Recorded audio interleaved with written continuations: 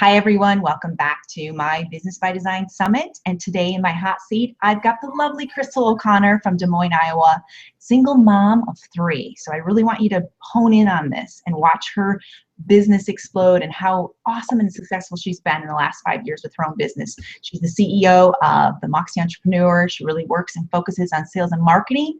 So you're going to get a lot of gems out of today's call. So make sure you have your notepad near so you can take lots of notes and circle back to Crystal with any questions. So Crystal, thank you for joining us today. Thank you for having me. It's awesome. She said it's cloudy where she's at, so I'm pushing sunshine to her. And so is the light bulb in front of me, as well as some heat. It's getting hotter. I had to light up my camera. Yes, it does get warm under there. So tell us, Crystal, how did you even evolve into this online marketing venture of excitement? I think it's the best business on the planet, but tell us your story and how you got involved. Well, ultimately, looking back, I've always kind of had an entrepreneurial spirit and a little bit of a rebel. But the term entrepreneur was never really used in my era that I recall. I just dated myself by saying my era. Why do I do that every time, Terry? But, I thought I was just a rebel. I was always in trouble. I was the one in school that was always in trouble for something. And so it was that creativity that I had, that ambition, that, wanting to do something else, couldn't sit still. And but it wasn't really until I was a single divorced mother of 3 that I realized the juggling of my career and my children was just too much. And it all literally started with me wanting to be have a flexible schedule and have that income that I always wanted. So at the time in corporate, I was in sales and sales management and marketing. And there was always a ceiling that they like to put there for me. And I like to break out of boxes and ceilings. That's what I do. So what I used to, as a youngster, get in trouble for, now I realize is one of my greatest assets. So thinking outside of the box, learning new ways. And so I, while trying to juggle my kids and the bills and my business, I found that I had to do something. So I started becoming more aware. And it was just about that time that I went to a real estate seminar, and I was selling real estate and commercial real estate at the time and working with investors. So I really wanted to hone in on that. But what it really did was led me to realize that there's more passive income, because I did some real estate in terms of flipping it, and it was still taking me away from my kids. It was still having me work on the weekends and constantly juggling all this. So what that real estate seminar did for me was introduce the concept of information, selling information, and coaching, and how lucrative that could be. That's where it all started. It was a long answer, but I felt like, our journey isn't one simple answer all the time, right? So, but the idea that someone else could do it, Robert Kiyosaki, Kim Kiyosaki, the fact that others can do it it has always inspired me. And I am always of the opinion that what one person can do, another can do. So I love it. That's true. It's possibility. And sometimes as women in business, we'll get stuck in that comparison game. And especially with new clients, I'd love to introduce them to all these other women that are doing what they do and remind them, I'm showing you what's possible. It's not about comparing. There's no competition here. We're all our each individual self. It's more of showing you what's possible. And that's how I see it. Like, wow, if they can do it, I can do it. What else is possible? So I love that. That's exactly how I see it too. I love that your kids were really your main motivator, and that's really a big deal for me, is to be really clear on your why before you can start any adventure. They say that your why should make you cry. Oh. It is hard to find anything to make me cry. I'm not a crier necessarily, but my kids will. It's just because they're connected to my heart. So that is exactly what, I'll do anything for them. I've had friends, we kind of joked around, but it's true that we'll do pretty much anything for our kids, things that we never thought imaginable. And so they have inspired me to do that. And Carrie, you and I have even had a little brief conversations before about this, and that is that I'm not sure if there would be a stronger reason why I would be able to do what I've been able to do and keep going and want to even go bigger. So the fact that I know that they're watching me inspires me, and the fact that I can never go back to corporate now and have corporate run my schedule. So I'm pretty much unemployable now at this point. And so there's no turning back. And I definitely, even in my book, I share stories of this, and I am one that has always believed that you burn the ships. So when you commit and you decide, you burn the ships. And when you do that, it does something to you. It actually, some people call it the universe. It's the law of the universe. And sure, but it absolutely pulls and attracts everything that you need to get you where you want. And it's almost as if the more naive you are about it, the faster it happens. I've noticed that too. Because when we start to get complicated about the minutia and the details, that's when we start to stop ourselves and doubt ourselves and question if, can I do this? And what if I can't? Because so-and-so hasn't been able to do it, and so-and-so. And so in the beginning, there was that naive part of me, but I'm so glad now, because that naive part of me stepped out. Mm-hmm. And it was amazing what was happening because of that, happening around me, and the opportunities, the people, the exact people that I needed to teach me how to blog, that invited me to the blog group, and I didn't even know what a blog was. Remember, Carrie, I had told you that I went to a blog group and I didn't know what a blog was, and I was selling commercial real estate, and I worked with about, there was about 15, 16, mostly male commercial agents that I worked with. Stuffy, oh my gosh, they were so stuffy. And there was me. and I've always been able to fit in pretty much everywhere I go. I'm like a chameleon that way. But so I had gone to this blogging group, and so we didn't talk about the internet and what was going on online at the commercial real at my broker. So when I landed on the one of the front pages of the Des Moines Register at, someone had taken a picture of me at this blog group, and I still hadn't really nailed down what a blog was. So all the guys were teasing me, Crystal's blogging now, and I'm thinking, oh crap, what is that exactly? But to make a long story short, I learned what blogging was. It was simply a platform to get your word out and get, into market and get clients. So that's where it all started, was the blogging group. Literally walking into a meeting, you have no clue what it is. You're just there. Yeah, I was a little intimidated. I thought maybe these people were techie, and I'm all up for learning techie ways. One thing I will say this, though, that I feel like I introduced to many people in the bloggers group is the idea of actually closing deals online. Because I did notice that they were doing a lot of spending time learning about social media and putting information out there. A lot of times not even their information. Sharing, there's just a lot of sharing, but I was in it to close deals. Mm-hmm. And so how do you get clients? And that's what led me to the autoresponders, building the list, knowing exactly what you're selling, creating offers. And so there were many people that were spending times on blogs that were spending probably too much time on learning traffic, but not knowing what to do once they got there. Yeah. So I've had to learn to perfect that, and that's what I feel like that I help others do most, is let's nail down your offer, your message, who is your client, and let's bring them in and have them do business with you. Even the sales conversation blogger, some of those bloggers would struggle with. Yes, it's true. Yeah. They're gathering their tribe around them. Now what? Kind of question mark. And I was just reminding my clients today, I'm like, just be the creator. I'll help you with the connection of the marketing and the sales. Just you go create, because they do get stuck in that, well, how will this look and work? And go create. Just go be the creator you were born to be. I'll help you with the connection. You know what I found were some of those people were afraid to sell, or they had issues about people that sold. They saw me as this salesperson that was in it for the money. Well, that's business. That is just what business is about. And so asking them what they did, not all of them, but a lot of them, asking them what they did and who they did it for, seemed to be a little too scattered.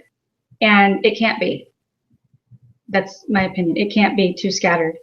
And so nailing down the message was a big part of what I felt like I had introduced to some of those bloggers, even though some may have rejected it. So it led me to start to realize my expertise and skills were in sales. And even though the internet has changed that in a lot of ways, it's added marketing, online marketing and social media as one of the marketing platforms. Marketing, so you look at marketing, all the many different ways you can market in a pie, it added a piece of the pie. But that face-to-face and phone call and Skype and getting and connecting with people that way and with your words and listening more than talking is one of the most important parts. So some of those techie people that thought, oh, this is so great, I don't have to deal with one-on-one people anymore. Not really. It still goes back to that being the most powerful thing, because know, like, and trust is who you do business with. So true. And I was just doing a call about this last week.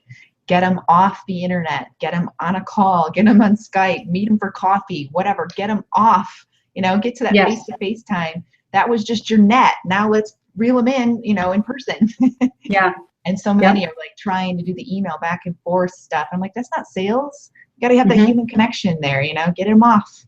And I have some clients that holding back part, or the fear of intimacy shows up, or the fear of rejection shows up, and they're afraid to take it to the next level. And they're not closing sales. They're not. And to really, really to put themselves out there. That's a scary thing for people. Yeah, definitely. So I love that you have a sales background, because that's huge. Because we talk about marketing a lot in this summit, but not everyone's got the sales conversation. And you can have this huge net of clients, prospects, leads, potential clients anyway. If you can't reel them into the boat, it's kind of pointless, right? So talk to me a little bit about your sales experience and any tips you can give us today. Sure. I've worked with companies as big as Disney to get their business, and as small as the solopreneur that has an idea that doesn't know what to do with it.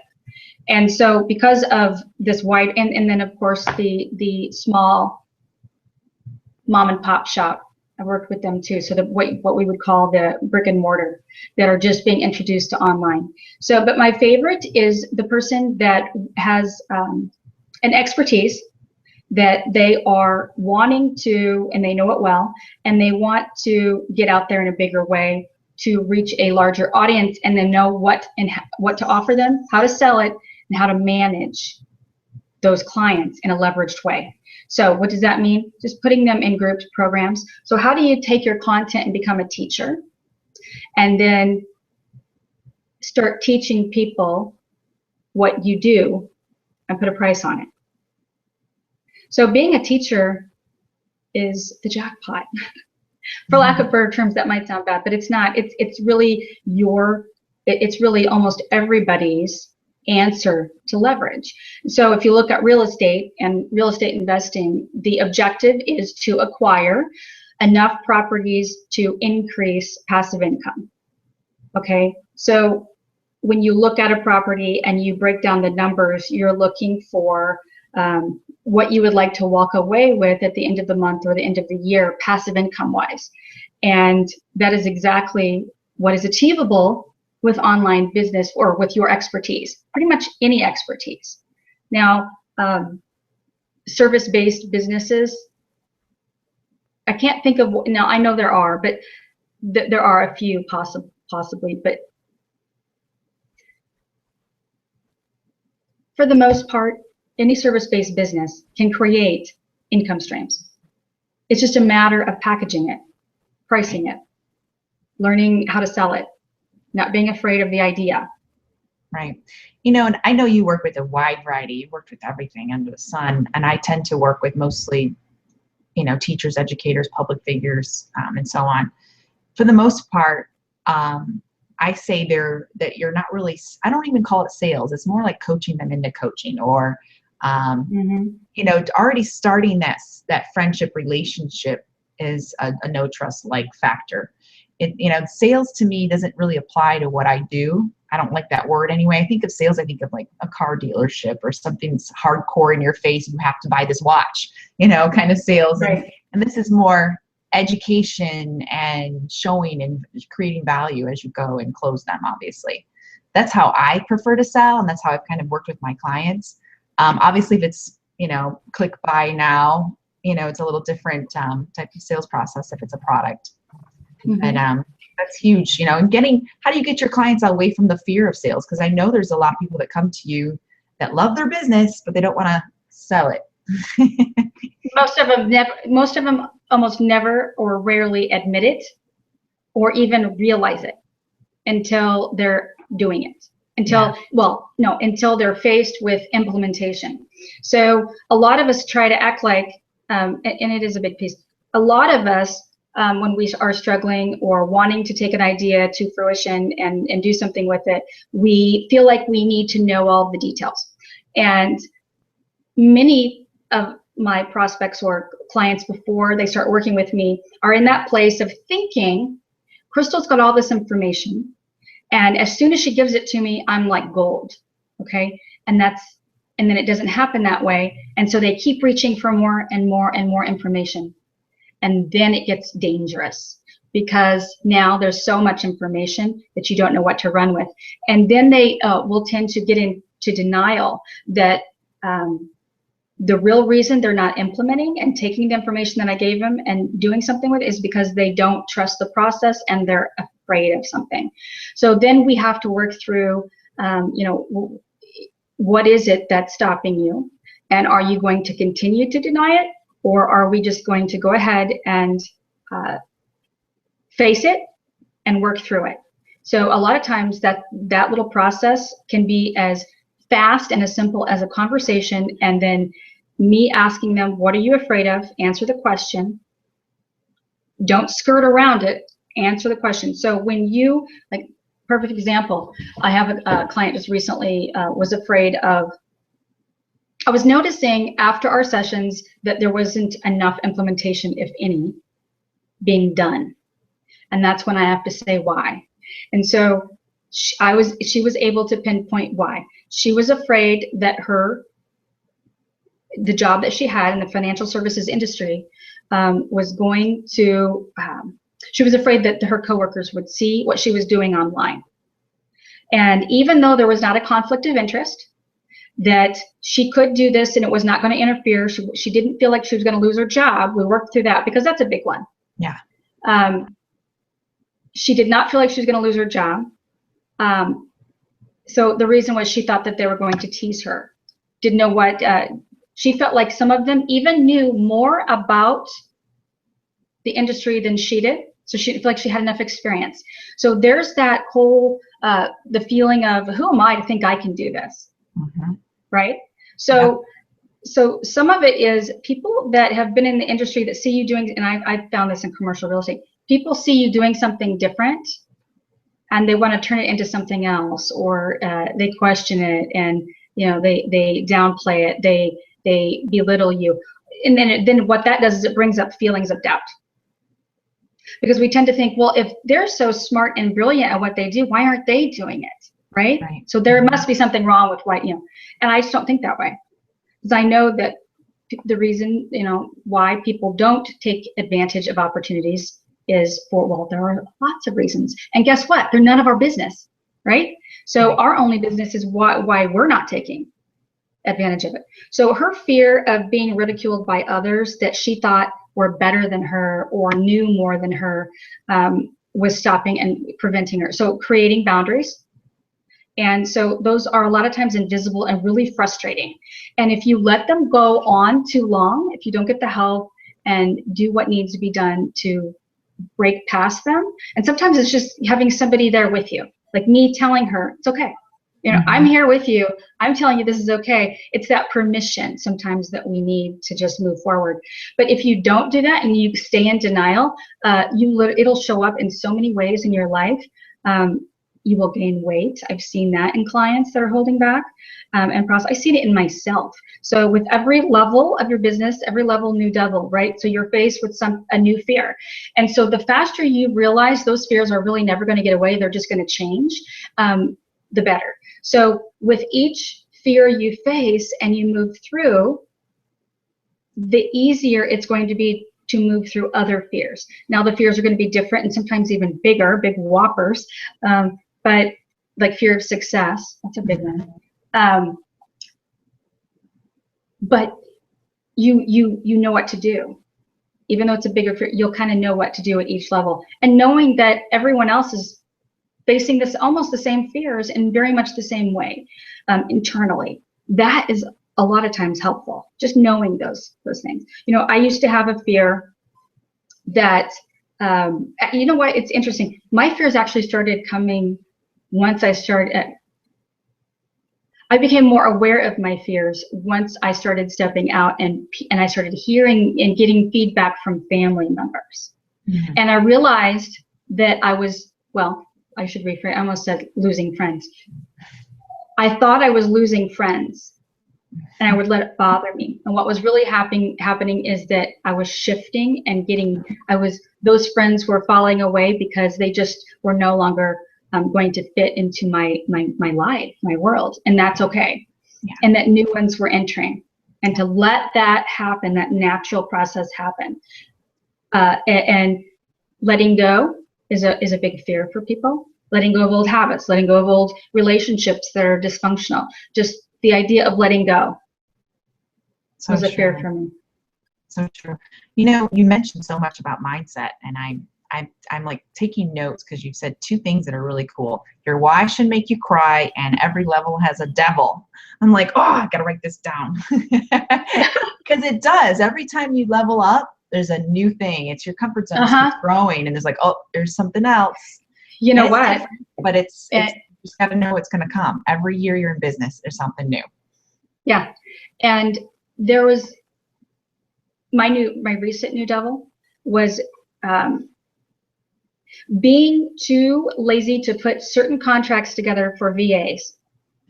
And I did not want to do that until I came across, and I've had wonderful experiences with VAs. So I came across a VA that had issues.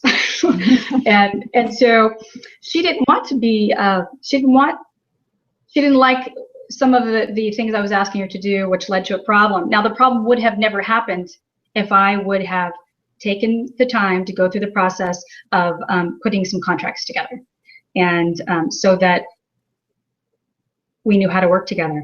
A lot of times we don't want to put contracts because contracts seem stuffy, and but as your business grows, you got to protect yourself. Yes, so you do. Definitely. Yeah. Same with clients, you know, not just virtual assistants, but with clients and the boundaries and all that stuff we've talked about too. Yeah, boundaries are important, aren't they? Yes, yeah. Absolutely. We're caregivers. We want to save the world, and then we lose ourselves in the process. So that's not good. Right. So I have I call them the 3 C's. Okay. That I wanted to mention too before we end. And that the 3 C's are what I'm feeling like, or what I am starting to talk about more, are the link to getting more done and becoming more successful. And the 3 C's are courage, and I know that sounds simple. Courage actually is moxie, and that is stepping out in faith and realizing that you're never going to feel real comfortable. There are going to be, so basically get comfortable with feeling uncomfortable. So you've got to have the courage to know that you're going to be stepping out and you're going to feel scared. In fact, the more afraid that you feel, the more it's a flag or an indication that you've got to do this, and that the breakthrough is going to be huge. So breakthrough meaning the ceiling you talked about, right? Yeah, the outcome. Yeah, and that when you do it, you'll never have to go through that again. But you'll have to maybe just go through another level, but not that ever again. And it'll strengthen you. So it's very much like a muscle. You've got to go work out, and it's going to be painful, and you don't want to do it. And then when you get there and you do it, you start, and then it hurts after. It might even hurt after the losing of the friends, right? It hurt a little. Yes. But then you get stronger and you get stronger. And so it's the analogy of working out and these fears that I'm referring to are so much alike. So courage is important. Another is connection, and that's what we talked about regarding the connecting with people. You know, thinking that you can run a business, not be the face of your business online, and not really connecting with people, meaning not getting to know what they really want. Thinking that you can do all that and hide behind your computer is a big mistake. So the more you connect with people and get to know them, especially if you're service-based business, but also any product, you've got to know what your clients want and need. And the best and fastest way you can do that is to talk to them or to send out a Survey Monkey. Better to do both. So ask questions, get their feedback, use that language and knowledge from the conversation, use it in your copy, when you write email responders, use it in your messaging, all of that. And then the other is cash flow. So once you get those down and you get your marketing systems down, then the cash flow will happen. So there are systems, yes, in marketing. There are systems in all of these many different ways. So, or many different pieces of your business, kind of like what cogs and wheels. I like to see them as that. But once you get them all down or get them all involved and working, that's when the cash flow comes. But you've got to be able to know what you're going to sell. The courage to step out there and then be connecting with them. Because one of the mistakes I made was thinking I had to have a signature product before, because that is important, right? But creating a signature product and having that before I got to know who I wanted to work with. So it's almost like you got to do it backwards, and that doesn't make sense to a lot of people. The backwards is start building a list before you know what you're going to sell. So give them something for free. So good example, I was in sales and marketing. I have that as an expertise. I wanted to teach it. So put a report or PDF together, give, you know, and just kind of like dangle it out there with a lead page. And as you're building that list, send down in your autoresponder a Survey Monkey with questions. And then when they sign up and they start responding to you and wanting to talk, invite them to talk to you.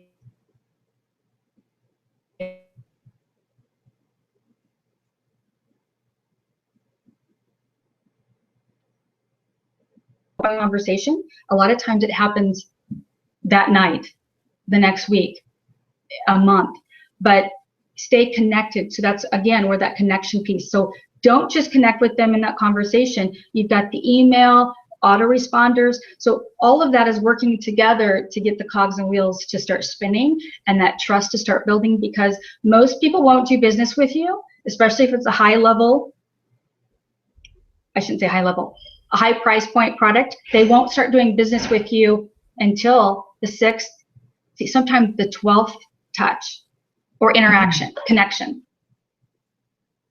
Wow, 12 touches. I hope you don't care that I'm drinking water. No, I hope you are. I'm drinking water too. Well, as I speak, no, I've got this do big what you cup. gotta do. Glug, glug, glug. It's all good. It does look huge. It's all good. It's like the 12th touch. Wow. And it's true. It's the connection piece is where a lot of people, I think, are dropping the ball. Yeah. You know, just going from the clients I've worked with in the past, some that I've seen struggling, is that connection piece. And really, because we want, oh, this is my message, this is what I want to sell, and it's not what anybody needs. Now what? You know, and you're right, it does have to be backwards, you know, when you're surveying people and finding out what their needs are, you know, and then you that is service them. Yes, and that is where there is a disconnect or that's where the trusting the process has to be there. So you've got to trust the process. So many clients of mine need to hear that. Trust the process. You don't need to know what we're doing next month or the month after. Just know that we're going to get you the result that you need and focus on this step that we're on now. So yes, the end result is nice to know. We're going to get you to $10,000 to $20,000 a month in passive and recurring income.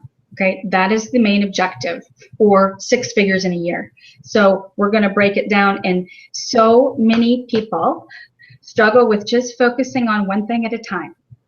right? I'm a big picture person too. I like to see the big picture.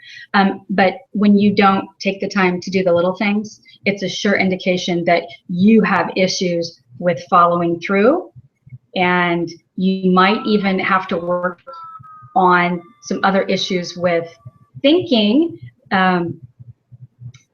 Let's see, how do I say this without the idea of you're trying to get something for nothing. Right. So you don't go to the gym and stand around and look cute and flirt. Actually, it sounds fun, doesn't it? That does sound fun. But you don't do that without, you don't get in shape. You don't get the results by standing around looking cute. Okay, you're going to end up looking cute, but you're going to have to do the work. Yes. So, looking at the barbells does not build muscles. No. Hanging around other buff people does not build muscles. Especially big buff men. Yes. Yes. It doesn't work that way. We've got to do the work. You've got to do the work. I know, you're going to have to sweat. Doesn't mean you can't wear lip gloss, but you're going to have to sweat. Absolutely. I heard somebody say, don't trust girls that wear lip gloss at the gym. And I'm like, oh, I know how to work out, and I always have lip gloss. I know. I would go after work, and people are like, you're in full makeup. Because I just got off work. What am I supposed to do? Take it off? I'm like, and what if the guy in spinning is the guy in the guy in the spinning class could be your next husband? Who knows? Good way to look at it. Exactly. I mean, you should look good even going to get the mail. You just never know. Absolutely. That's my motto. Always be prepared. Right. My motto, especially like even if it's just quick groceries, is like you never know who it could. With my luck, it'd be a client or somebody I've done business with. You just want to look your best. There's nothing wrong with that. No shame. Yes. No shame. That's awesome.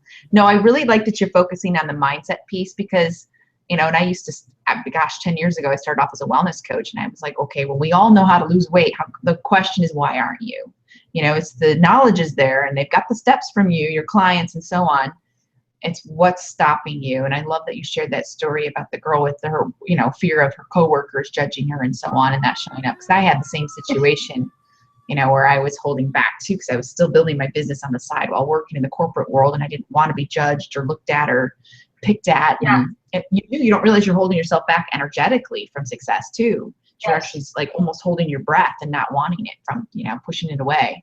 So. Yeah. So facing it, well, like I say in my book, pull it up by the root and go back even in time in your mind and say to yourself, where is this coming from? Is it something that someone said to me as a child? Because a lot of times our subconscious mind is just loaded with a bunch of what I call weeds from our childhood, and that are there for no purpose other than to hold you back, and they're really silly. And when I say silly, a better word would be irrational. They're centered around something irrational coming from a child's mind.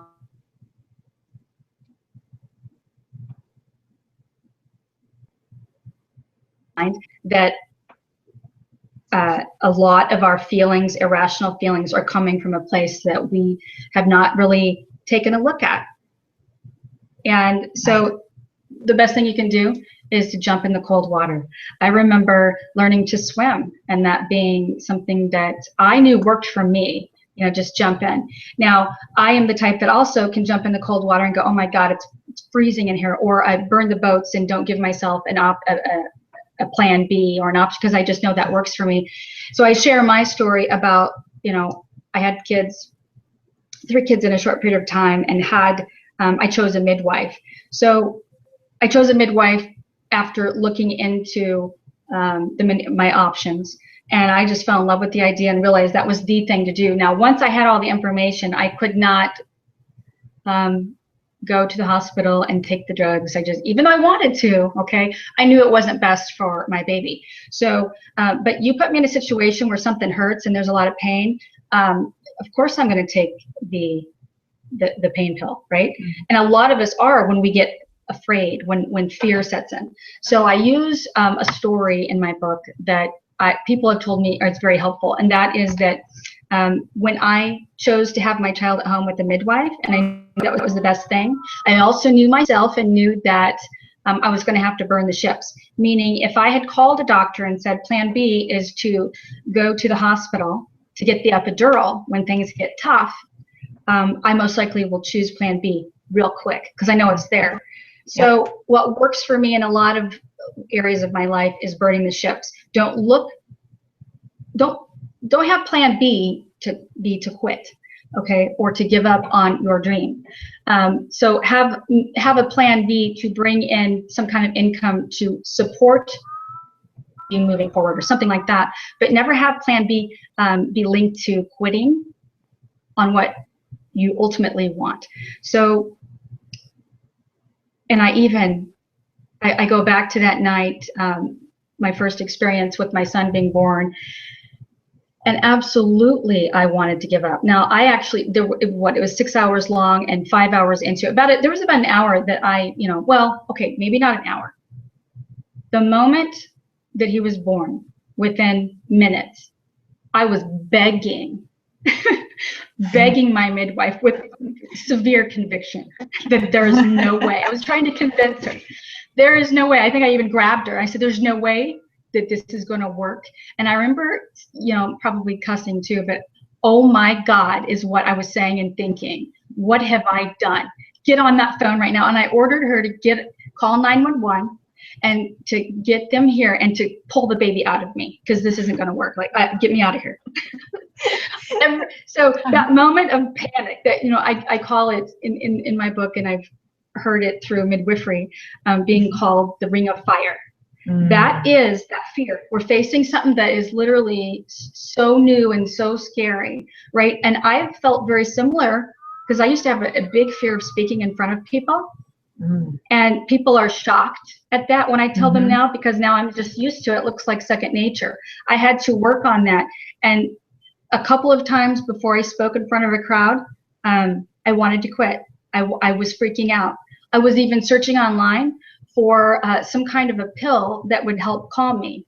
And, anything. Show up it's amazing. Well, I've actually had wine while I spoke.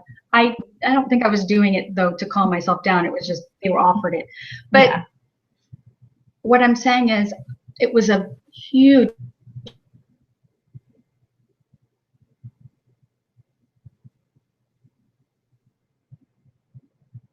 I can't issue. It only lasts. It's like the ring of fire. It'll be a horrible feeling, but you will work through it. You'll get, I promise you, type of, talk is what I give to my clients.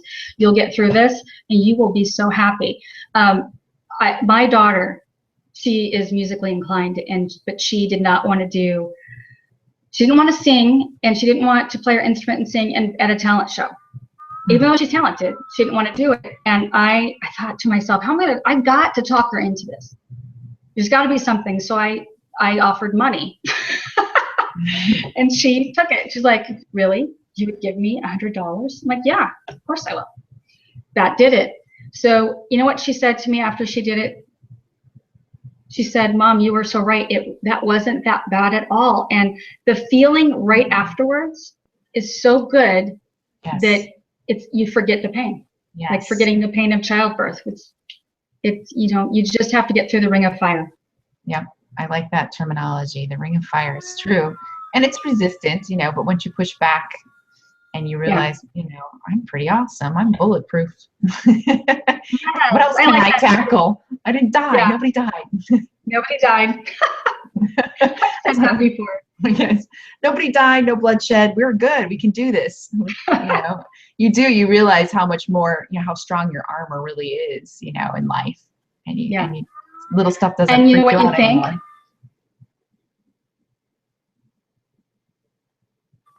There's that part of you that wants to say, I remember saying that for the 48 hours after my son was born. I just had a baby at home because I knew very few.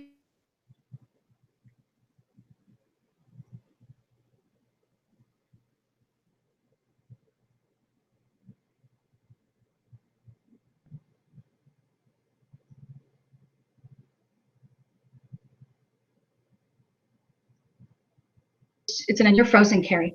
You went frozen. I know. So did you. Frozen? We're back. It's all good. It's all good. That happens occasionally with Google Hangouts. I don't know if it's their platform or what, but unfortunately that happens.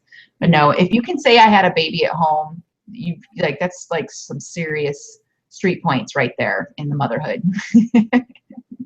And you know what? It's street points. That's cute. I think the fact, like if people knew how wimpy I can be, they would be even more impressed. Because a lot of times when we hear somebody achieving something, or, oh, I could never do that, is what's going, we think they've got something that I don't.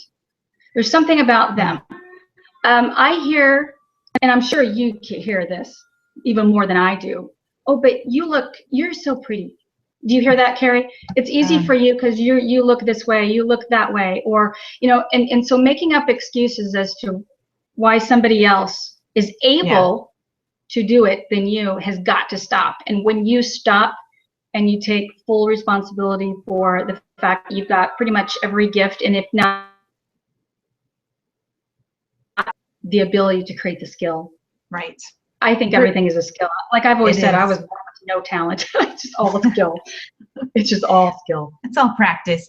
That is the biggest pet peeve of mine is the pretty stuff. Well, of course you got it. It drove me crazy because I would work in sales with all men, and they're like, well, of course you sold this guy. It's because of the way you look. It's like, you know, it just like diminishes everything you worked hard for. You know, it's so much more than flipping your hair and flirting or something so stupid and superficial. Yeah. And you know what, though? There is something to be said for taking advantage of whatever you have that could, you know, being attractive isn't, well, I'm going to take this back now. Being attractive can be advantageous. Yeah. It is not always advantageous though, Carrie Lynn. You know this because when your client is male and you're when I sold an insurance product to funeral homes, and the funeral director or owner, his wife worked as a secretary, do you think me looking is going to be helpful? No, it's not. It's not. What's going to be helpful, and what will always be what you fall back on to create that relationship, is know, like, and trust, and teaching what you do, showing that you care, asking questions so that, you know, you don't have to use your looks, or the other way around, you don't have to have them be intimidated by the way you look. So stepping into whoever you need to be, so that you break down any wall barrier that's there and have them really see you as someone that's adding value. Right. And you're a service professional. I remember having a male coworker, when landing, I was known for landing deals that had never been, I sound like I'm bragging. I have issues with feeling like I'm bragging. I've had to work through that. But I was known for closing big deals that had never been done before at a TV station, and getting clients that had been sought after and for years been unable to close. And I had a male coworker say it was my bosoms. It was that did it. And I thought, no, because, no, because, and I know that that's not the reason, couldn't be possibly the reason, because there have been other women in this position before, you know, in my position before, that gave up. So, and half the deal was done on the phone. So they didn't know what I looked like. So I use strategies that I teach now. I use subject line, literally to get the client that I wanted to open my email. I was crafty with the subject line.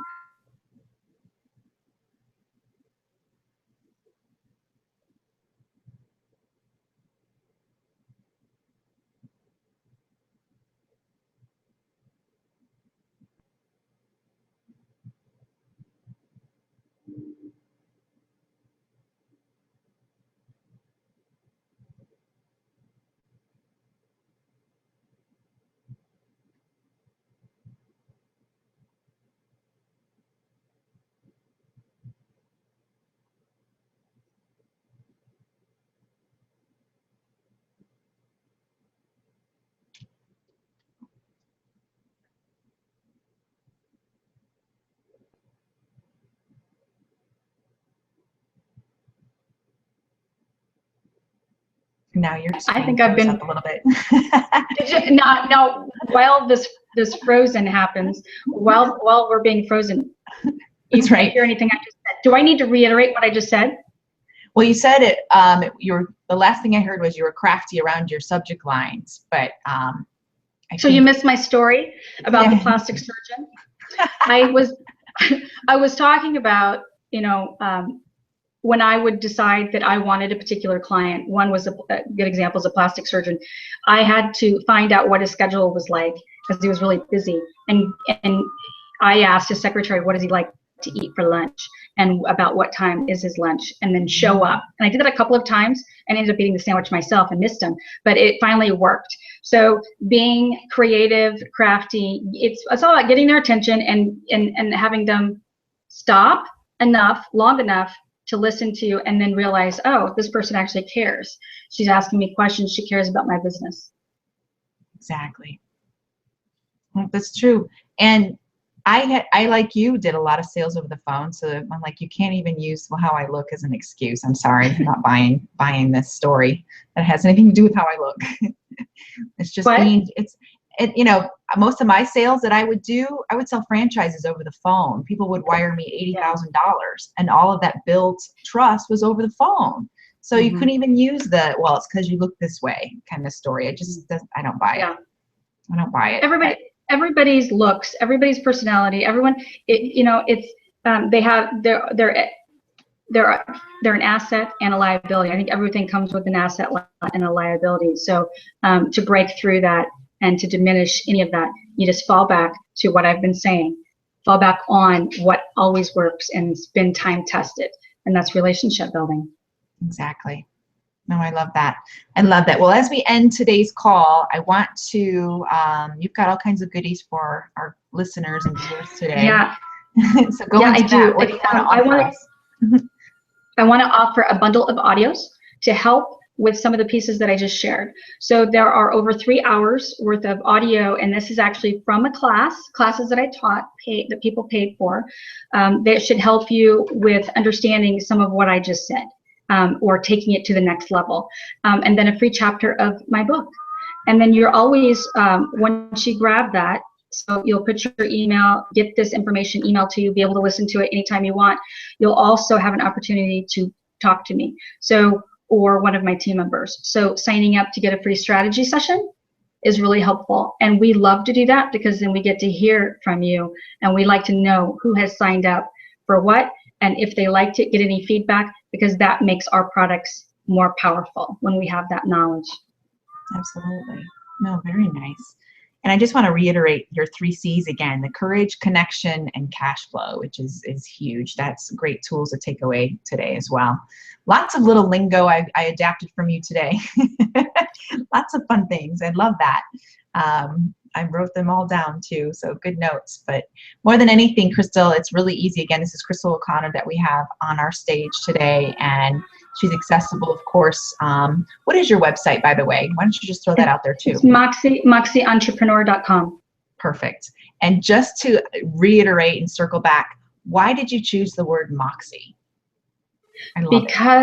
Because I would do things in sales that I would hear it a lot. They wouldn't use the term Moxie, but you know what they would say is, you have balls, girl. and I thought, well, I'm going to put a spin on that. It's Moxie. So it's ambition. It's just doing whatever it takes. It's having the Moxie to show up with the sandwich at the doctor's office to get his business. Or to say in the subject line of somebody that you want business, I saw you last night. And I'll never forget that that's one of the biggest deals or best clients I had was someone that I really wanted, and I put in the subject line, because he wouldn't open my emails, he'd just ignore me. And I put in the subject line, I saw you last night and you looked at me, so I think maybe I looked familiar to you. And that see how that was very personal. And so then and by the way, I did see him. Okay, I didn't just make it up. Okay. I didn't lie, but I did. But I could have just let that go, or I could have feared saying something that personal. Right. Right. It literally he opened the email. So if you are too much business and they can't get to you and have a personal conversation, they could ignore you. So It's being courageous enough to do that. I like Be that. different. I like that. When you first started, say, I saw you last night, and the woman you were with wasn't your wife, I thought that's how I was going to end. something real dramatic. Oh, how funny. But you know, the subject line in emails, when we are busy people, and you and I are both that, subject line is important, right? Someone Yes. says, I saw you last night, I'm opening that email. Yep. Nope, it's more personal. Yeah. Could be from a cute guy. That's right. You did. Where was I? Your mind starts thinking, Ooh, ooh, opportunity. Stand out, be different. Yes. That's right. I like that. Yes. Moxie equals lady balls. I love it. Good stuff. Well, I'm going to wrap up today. I want to thank Crystal personally so much for her time today and all of her wisdom. She's just a wealth of information and very inspiring to any single parent out there. So thank you so much for your time today, Crystal, and God bless everybody. Thank you. Bye-bye.